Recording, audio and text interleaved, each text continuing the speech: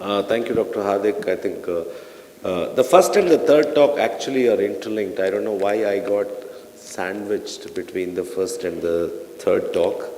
This will have nothing to do with inflammation or anything. I'll basically be talking about positioning of a biotech innovation that has actually come from India, and it's a voyage from the clinical trials to the real world evidence. Now, whenever there is a biosimilar, people look at it with a little suspicion. They start asking questions that, okay, is it very similar to the originator that we already had and we had confidence on?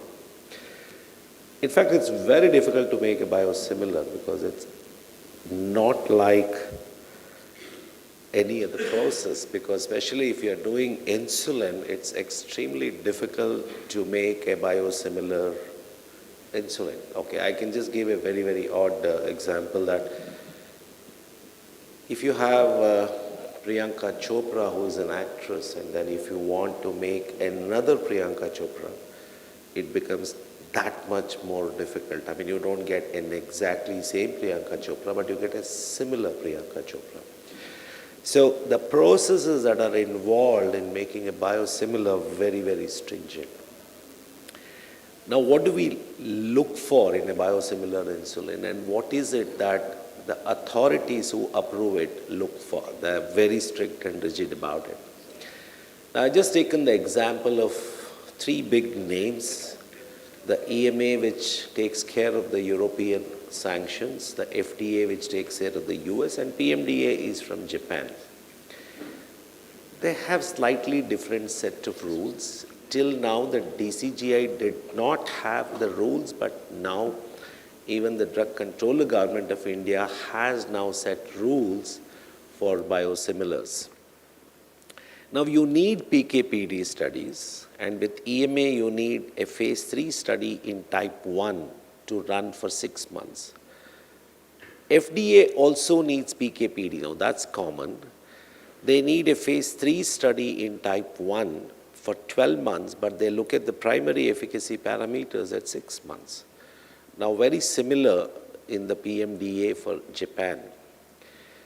Now, if your product is there apart from India in either US or Europe or in Japan, gets approved in the other countries, they have to go through very rigid and very strict parameters to satisfy that everything is in place.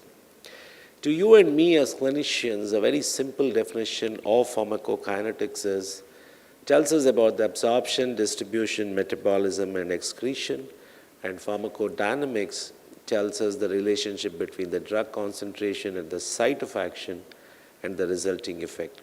It also tells us about the time course, the therapeutic, and the adverse effects. So this has to be very similar to the originator when you are actually doing the PK/PD studies. So I'll present you the PK/PD data done on type 1 patients. This is from insulin glargine that was made by the Biocon. Now, the objectives are to look for PK/PD bioequivalence of the Biocon glargine with two references. One is the US reference glargine and a European reference glargine. Now, the reference glargine always is the gold standard, and then we know in this case it is the Sanofi's glargine which was compared. Now, there can be batch-to-batch variation. I will not go into the process of making insulin. So there can be batch-to-batch variations. So when you do a PK/PD study, you compare it with the European reference and you also compare it with the US reference. And to that extent, you have to show, okay, my product is equivalent to both these products. And this was done on type 1, 114 patients, a single center which gets accepted world over as a center of excellence when you actually give a data. I mean, you can't just do PK/PD studies in some small lab and say that, okay, I did it.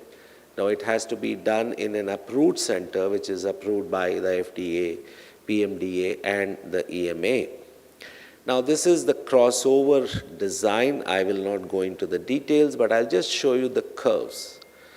Literally, the insulin glargine from Biocon compared to the US glargine and the European glargine. If you look at this curve, they're literally hugging each other. And you come to know which is what only if there is a color code. Now, if you remove the color code, you just can't even make out what it is. Exactly similar to the US and the European reference glargine. Now, when you look at the pharmacodynamics, very similar curve, literally hugging each other. So there's absolutely no difference between the US reference glargine and the European reference glargine when the Biocon's glargine went through PK/PD studies. So this is the conclusion, what we just spoke about. They're extremely similar, very well tolerated, and there's no significant safety issues at all. Now, this is the global phase 3 study to be done in type 1 patients. Remember, insulin is something that we use in both type 1 and type 2. Now, it's extremely important to show that your insulin is very similar to the gold standard insulin, both in type 1 and type 2. So, the regulatory market demands that you do these studies before you come for approval of your things. So, the InStride 1 was done on, it was a phase 3 trial done on type 1 patients. Look at the number of people required here, 558. Now, you should remember, now for biosimilars, you don't need large numbers. You don't need 5,000, 6,000, 7,000. The number is decided by the protocol and the power that this number can give. And then, in this case, it was 558. Now, this was the study design. When for 52 weeks, the primary endpoint was a change in HbA1c from baseline to week 24, and then to prove the non-inferiority margin, it should not be greater than 0.4% at week 24. So that's the confidence interval at 95%. You also have secondary endpoints, HbA1c change from initial administration to week 52, change in fasting glucose, change in insulin dosage, and the SMBG frequencies. Then there were safety parameters like hypoglycemia or any adverse events, and they also looked for immunogenicity. They were looking for anti-drug antibodies because when you are using a new insulin, it should not be the anti-drug antibodies. Now, this is the HbA1c over time, absolutely no difference between the biosimilar glargine versus the standard. And when it came to the non-inferiority margin, it was absolutely less than 0.4%. Now, that's the conclusion there. Now, look at the actual glargine dose over time between Biocon's glargine versus the gold standard glargine. No difference at all, exactly the same. Nocturnal hypoglycemia, both exactly the same, so there was no difference at all. So the conclusions are very clear. The biosimilar glargine of Biocon is very similar to the gold standard that was used here, and it proves non-inferiority of insulin glargine. Changes in HbA1c in fasting were similar. Both basal and bolus insulin doses did not differ from two groups. Rate of hypoglycemia or other AEs were comparable between two groups. Now, this is a phase 3 study in type 2 diabetes. A very similar design, 560 people. This was a randomized trial, 1:1 randomization, very similar study endpoints, similar secondary endpoints. Now, the actual HbA1c over time, very, very similar. There is no difference in two groups. Non-inferiority, again, proved by the biosimilar insulin. The actual glargine dosage over time remained exactly the same in the two groups. Hypoglycemic episodes, very similar in the two groups. So again, in type 2 patients, like what we saw in type 1, there was no difference between the biosimilar insulin of Biocon versus the gold standard insulin from Sanofi, in this case, of course, the Lantus. Now, look at the immunogenicity in these two studies, because that's important to know that there's going to be no cross-reactive ADA, that is the anti-drug antibodies, both in stride 1 in type 1 patient and in stride 2 in type 2 patients. None of these autoantibodies were found. Similar graph as a bar chart, it tries to tell us that in type 1 you can expect a little more antibodies, but then in this particular trials, it was not to be seen. It was very similar to the gold standard insulin. So this is the conclusion from the immunogenicity assessment. We do see in type 1, but it was very similar in both the set of patients, both in the biosimilar insulin versus the gold standard.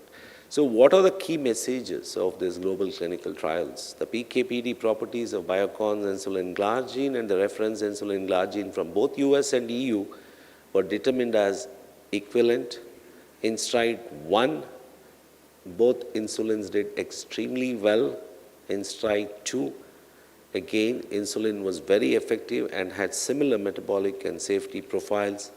When you look at the immunogenicity profile, it was comparable immunogenicity profile between the two groups in both in stride 1 and in stride 2 trials. Let's look at some real-world evidence from India itself. It's still ongoing, actually, multicentric, covering 816 cities and towns in India. This was basically to assess the efficacy of the Biocons, both human insulin and insulin glargine. Okay, there's no PK/PD. Efficacy-wise, they looked at the fasting blood glucose values and the change over time. Patients are doing extremely well. Postprandial over 9 months, patients are doing well. HbA1c over time. So this is basically an efficacy study which they needed to be done for the DCGI purposes. So it proves that the fasting postprandial and the HbA1c responses are clearly seen in the Biocon's insulin. So 2018, this is the big news. In 2009, the glargine was approved in India by the DCGI. Then 2015, they got the approval in Mexico. 2016, the approval in Malaysia. 2016, again, it was the first glargine from India to get a global approval by the PMDA of Japan. 2017, global data unveiled at the ADA. 2018 now approved in South Korea. So it's available in 28 countries and the TGA in Australia. Now it's an approved biosimilar glargine made in India for the globe. Not yet available in the US. It's just a question of time before it's going to be available in the US. So thank you very much for a patient listening. I finished 7 minutes earlier, so thank you very much. Next speaker gets that much more time and we have some time for the question and answers. But since it's a different session, so we can have question answers for this lecture, if anyone wants to ask anything. No, but yours is a different topic, so. Topic, that's what he says. Okay, the first and the third talk are very similar, interlinked. So if there are questions, I can take it now or I can come back at the end. So I had a simple doubt that they have perfect efficacy-wise and effect-wise. What about the antigenicity? Antigenicity, I just showed the data both in stride 1 and in stride 2. They call it the ADA, anti-drug antibodies.